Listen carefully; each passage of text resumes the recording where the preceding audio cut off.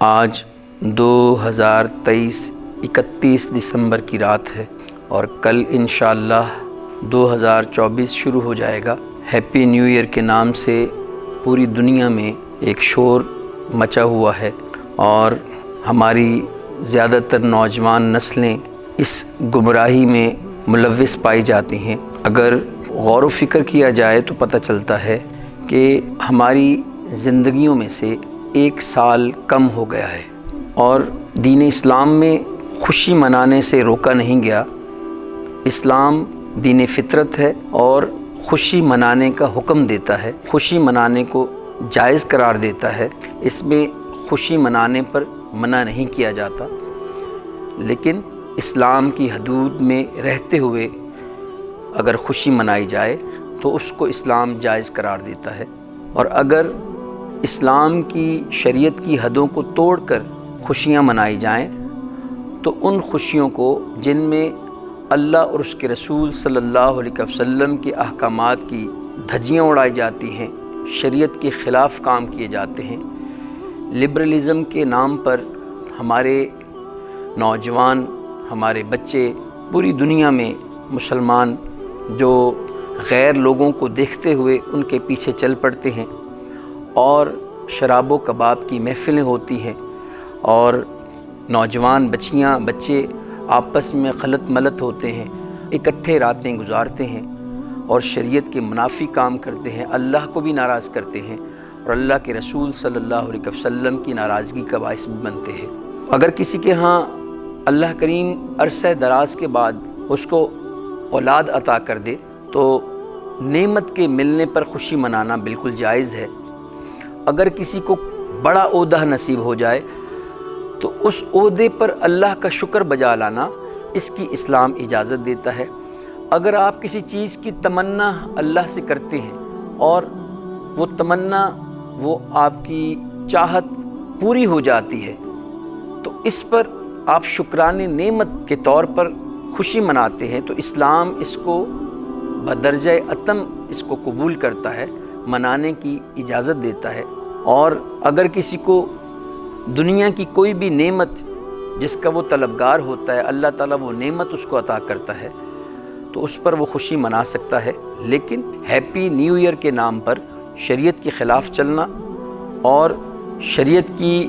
خلاف ورزی کرتے ہوئے، اللہ رسول کے احکامات کی خلاف ورزی کرتے ہوئے اللہ کو بھی ناراض کرنا، اللہ کے رسول کو بھی ناراض کرنا، اسلام اس کی بالکل بھی اجازت نہیں دیتا۔ غور کرے انسان تو پتہ چلتا ہے کہ ہماری زندگیوں سے ایک سال کم ہو گیا۔ ہم نے اپنا محاسبہ کرنا ہے کہ ہمارے شب و روز پچھلے سال میں جو گزر گیا اس میں کیسے گزرے ہیں۔ اگر تو اس میں کوتاہیاں ہوئی ہیں، ہم سے غفلتیں ہوئی ہیں، تو ہمیں ایک پلاننگ کرنی ہوگی کہ جو نیا سال آیا ہے ہم نے یہ دعا کرنی ہے کہ یا اللہ اس سال ہمیں اپنی عبادت و بندگی کی توفیق عطا فرما اور اپنی منشا اور مرضی کے مطابق ہمیں اعمال کرنے کی توفیق عطا فرما۔ اور اگر ہم نے پچھلے سال میں اللہ کی یاد سے غفلت میں وقت گزارا، شریعت کے خلاف وقت گزارا، شریعت کی تابع داری نہیں کی، اللہ رسول کو راضی نہیں کیا، تو پھر یہ غور کرنے کی بات ہے، فکر کرنے کی بات ہے۔ ادھر ہم لوگوں کو ہیپی نیو ایئر کہہ کے نئے سال کی مبارک دیں اور ہو سکتا ہے کہ اسی سال میں ہماری موت کا پروانہ لکھا جا چکا ہو۔ تو یہ خوشی کا عالم تو نہیں ہے، یہ تو فکر کا عالم ہے کہ ہمیں خبر ہی نہیں ہے اور ہماری موت کا پروانہ 2024 میں لکھا گیا۔ اور کئی ایسے لوگ ہوں گے کہ جنہوں نے 2024 میں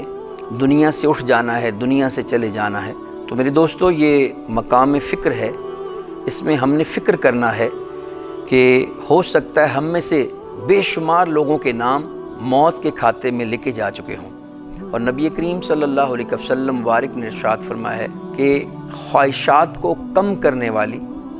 موت کو یاد کیا کرو۔ کیوں یاد کیا کرو؟ کہ موت کو یاد کرنے سے دنیا کی خواہشات کم ہوتی ہیں اور رجوع الی اللہ پیدا ہوتا ہے۔ بندے کا دھیان جس مالک نے ہمیں پیدا کیا اس کی طرف جاتا ہے اور فکر ہوتی ہے کہ ہم نے مرنا ہے اور اپنے اعمال کا ہم نے جواب دینا ہے۔ اگر کوئی اس سال کی ابتدا میں جو نیا سال آنا ہے، اس میں کوئی کسی کو دعائیہ کلمات کہتا ہے تو وہ جائز ہیں، کسی کو کوئی آپ اچھے کلمات سے اس کو نوازتے ہیں تو وہ جائز ہے، لیکن اگر اس رات میں آپ غفلت والے کام کرتے ہیں، بالکل اللہ رسول سے دور کرنے والے کام کرتے ہیں، وہ کام جن کو اللہ نے حرام اور ناجائز قرار دیا ہے وہ کرتے ہیں، تو یہ ایک کھلی اللہ کریم کے ساتھ جنگ کا باعث ہے۔ اللہ کریم ہمیں شریعت کے منافی کاموں سے بچنے کی توفیق عطا فرمائے اور کثرت کے ساتھ اپنے مالک کو یاد کرنے کی توفیق عطا فرمائے۔ میں اپنے نوجوان بہن بھائیوں کو، دوستوں کو پیغام دینا چاہتا ہوں کہ یہ جو عبادت کی لذت ہے، عبادت کی چاشنی، عبادت کا مزہ، عبادت کا نشہ، اللہ کی یاد کا نشہ، یہ جو جوانی میں اس کا مزہ ملتا ہے وہ بڑھاپے میں نصیب نہیں ہوتا۔ بزرگ فرماتے ہیں در جوانی توبہ کردن شیوائے پیغمبری، وقت پیری گرگ ظالم میں شود پہ پرہیزگار۔ جوانی میں توبہ کرنا، جوانی میں اللہ کی عبادت کرنا، جوانی میں مالک کائنات کو یاد کرنا، رکوع و سجود کرنا،